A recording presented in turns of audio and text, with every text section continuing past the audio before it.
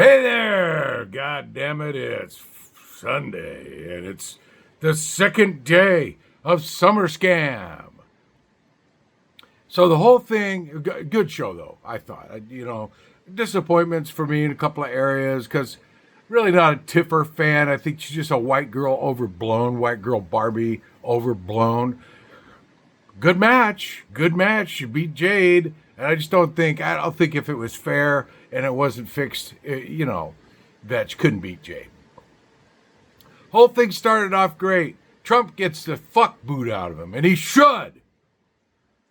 And disgraceful, totally disgraceful that WWE invited him to come there.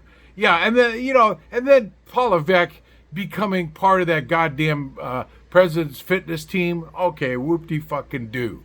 Okay, great. That's great. But you're trying to defund public education, so how's that going to help? What are you going to do? Give church schools money for that? Yeah, what are you going to do? No, you're going to screw things up like you've done the whole time now. That's what you're doing. And we don't like it. And Trump got his ass booed, and he should have his ass booed. FIFA crowd booed Trump also. Yeah, Trump said he's not popular now, and it's going to get worse. Mark my words. And WWE, what a corrupt piece of shit organization. Day one. Vince McMahon sucking up to Trump way back when, having the billionaire match and all that crap. Here's the problem. Entertainment industry has extolled the false virtues of the made-up businessman success of Trump. Okay? So WWE plays into that because they're all about entertainment value. They're not about what's best for American people. They don't give a shit. They're out to make money. And the comments that all the commentators make, all of them, well, it's a business. They got to do what's right for their business. I don't think they know what's right for their business because it's taken them seesaw ups and downs over the years to get to the billion-dollar point that they are now. I mean, you can't knock success in that sense.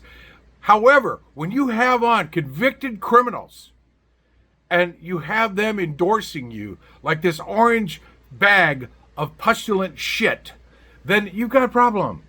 Yeah, and the wrestling has gotten better since Triple H became the creative control, and since Vince, the bozo, is gone. Now, okay, so he's $1 billion bozo. Well, great. Do I care? No. Does any of his money come back to the people? No. Is he a worthwhile human being for the rest of us outside of creating a great entertainment value? No. So we got to give him credit for that. Okay, so the whole thing begins with Hogan at the Netflix debut. And you know what? Hogan's a no good bastard. Yeah, I know he did a lot of great shit for wrestling. Okay.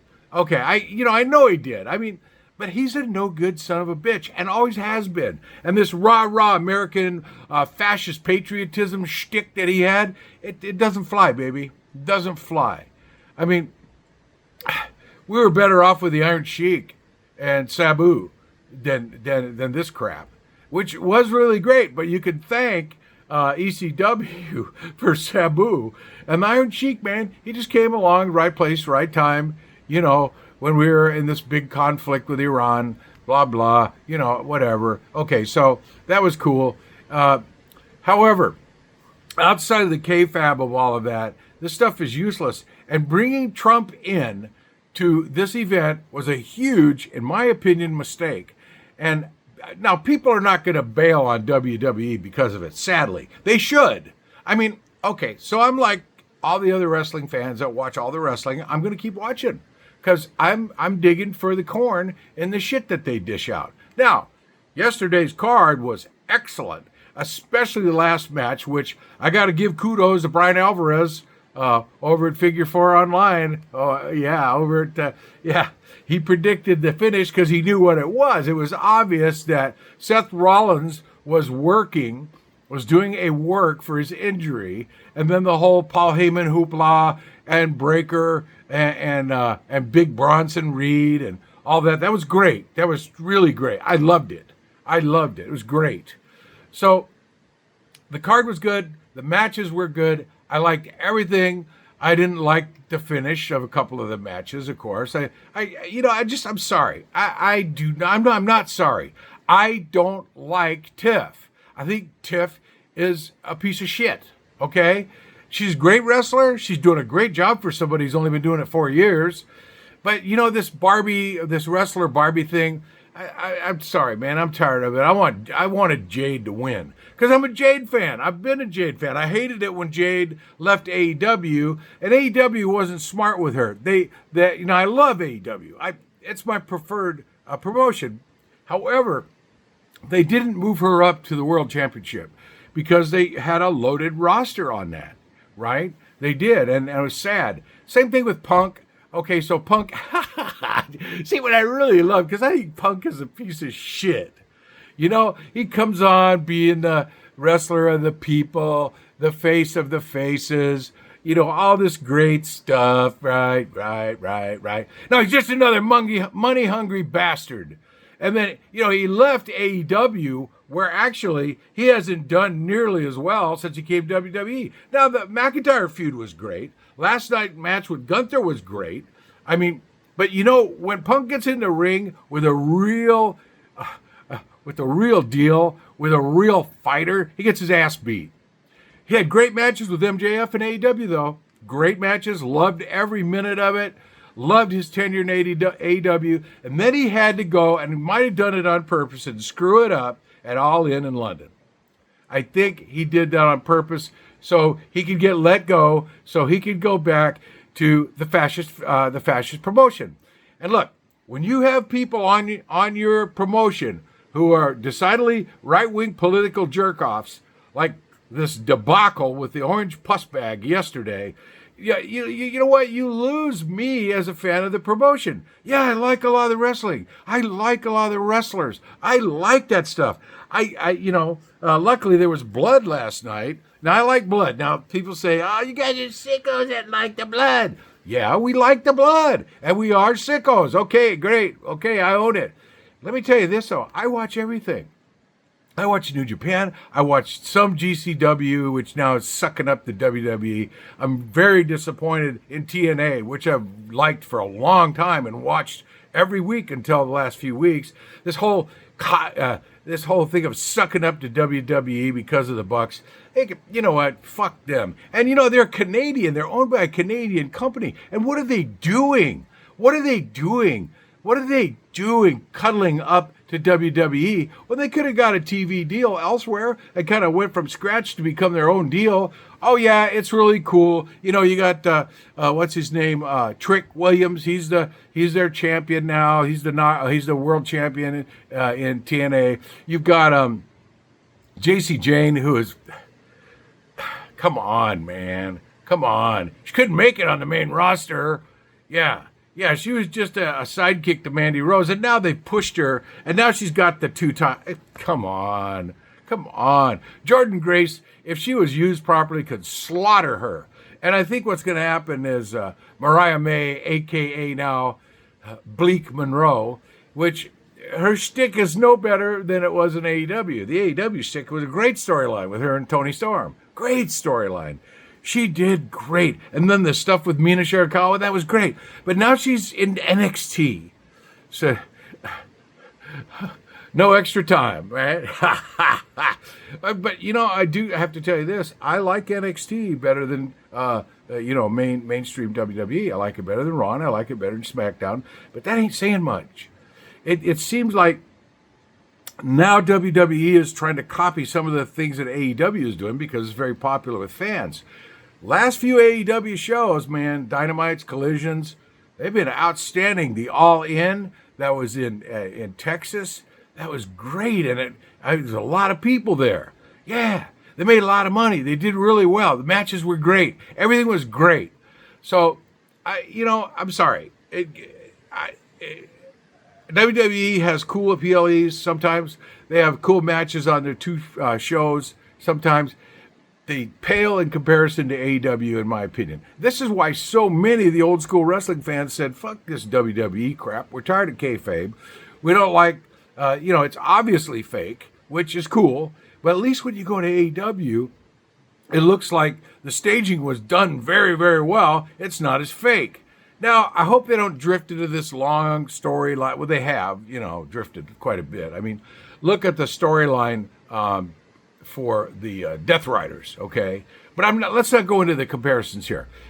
The event yesterday was great. I love the fact that Punk got robbed by the Money in the Bank and Seth Rollins. Now, you knew that was probably going to happen, and I'll tell you why you knew it was probably going to happen.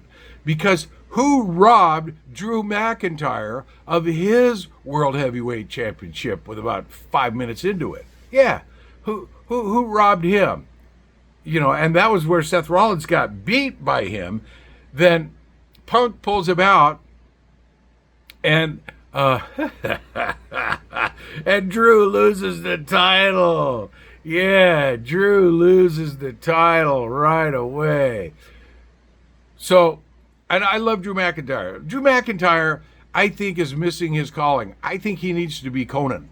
I think he needs to be the Robert E. Howard character Conan to come up with some truly great Conan stories.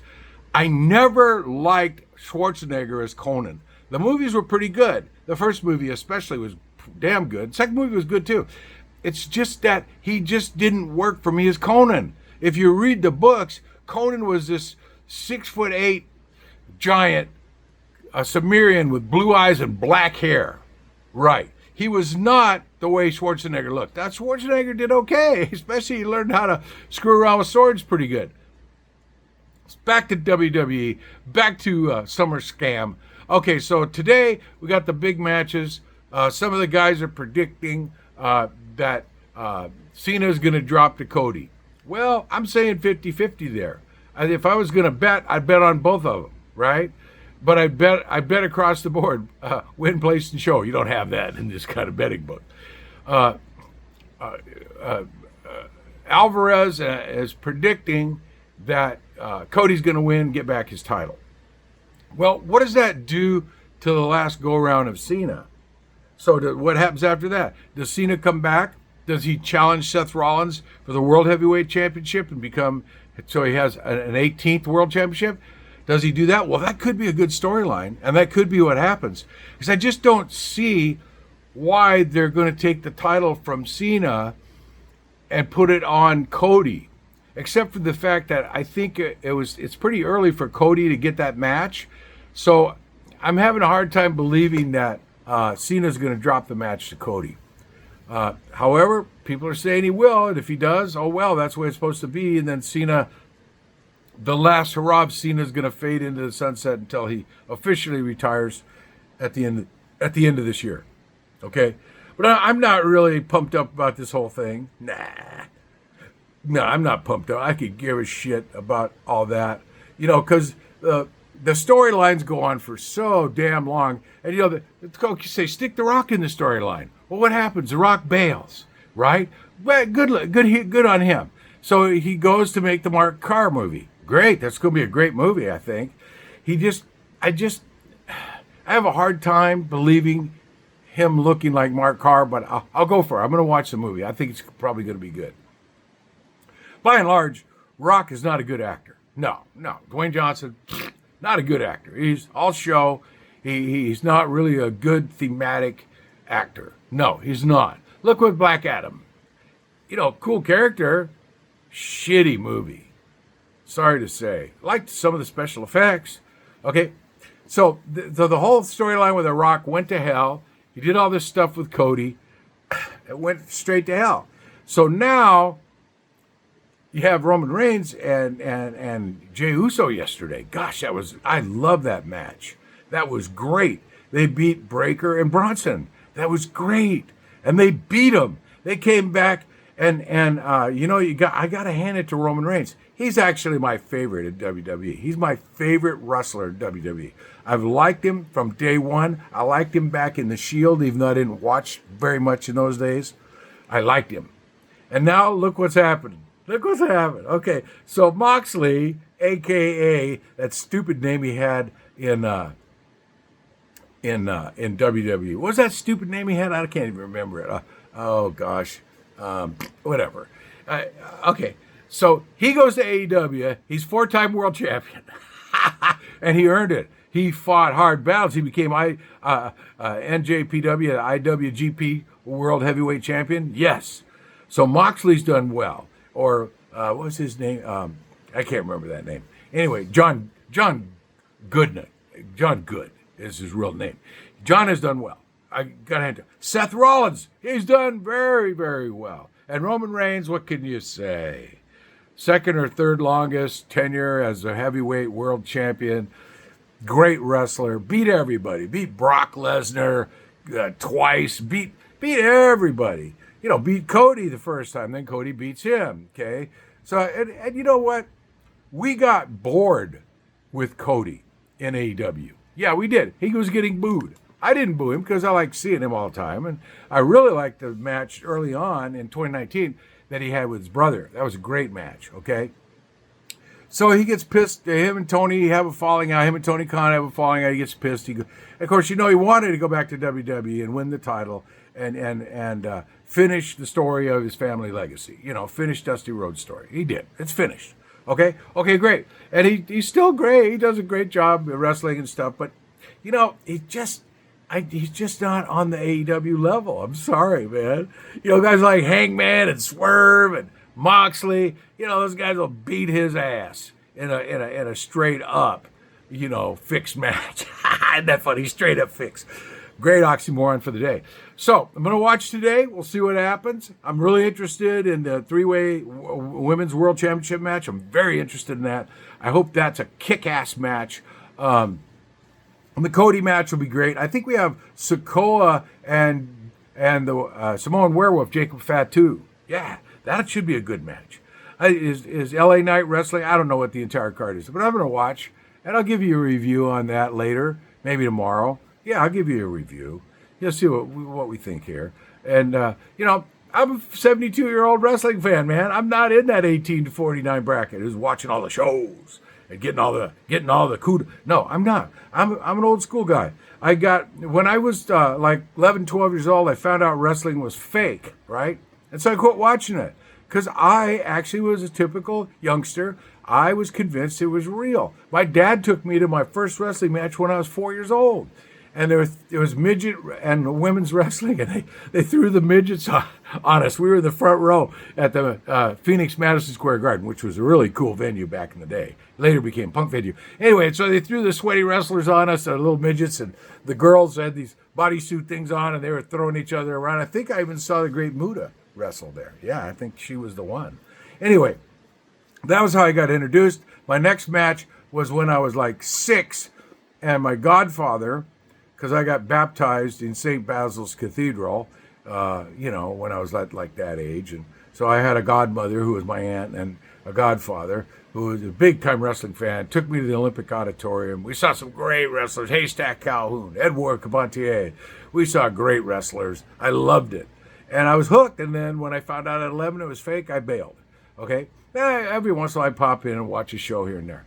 Okay, so I love wrestling. A good friend of mine who is an indie wrestler who is no longer with us on the planet. He checked out inadvertently. I don't think he meant to check out. Anyway, he got me kind of interested again, and he told me about AEW, and I've been watching AEW ever since. I was already watching WWE again and enjoying it.